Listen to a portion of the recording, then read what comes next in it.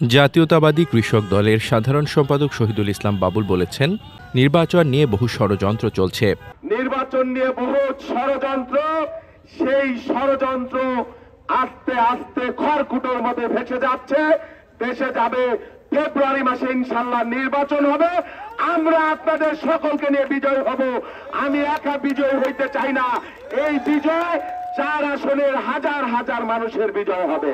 বুধবার দুপুরে ফরিদপুরের ভাঙ্গায় শহীদুল ইসলাম বাবুলকে ফরিদপুর 4 আসনে কেন্দ্র ঘোষিত বিএনপি মনোনীত প্রার্থী ঘোষণাকে কেন্দ্র করে উপজেলা বিএনপি আয়োজিত আনন্দ র্যালি ও নির্বাচনী পথসভায় প্রধান অতিথির বক্তব্যে তিনি এসব কথা বলেন।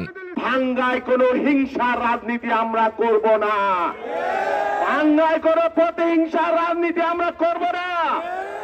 এই 4 আসন হবে ভ্রাতৃত্বের, সম্প্রীতির, সহ অবস্থানের ইনশাল্লাহ আগামী দিনে। কোন দল করার কারণে, মতাদর্শের কারণে কেউ আমাদের কাছ থেকে নিগৃহীত হবেন না। ধর্মের কারণে কেউ আমাদের কাছ থেকে নিগৃহীত হবেন না। আমরা তাদের নিরাপত্তা দিব, ঢাল হিসেবে আমরা তাদের পাশে থাকব। যারা আমার সাথে রাজনীতি করেন, দল করেন, প্রত্যেককে আমি স্যালুট জানাই, শুভেচ্ছা জানাই। তারা আমার কাছে নিরাপদ থাকবেন। এখন যারা ভিন্ন জায়গায় ছিলেন, তারা আমরা একসাথে কাজ করব।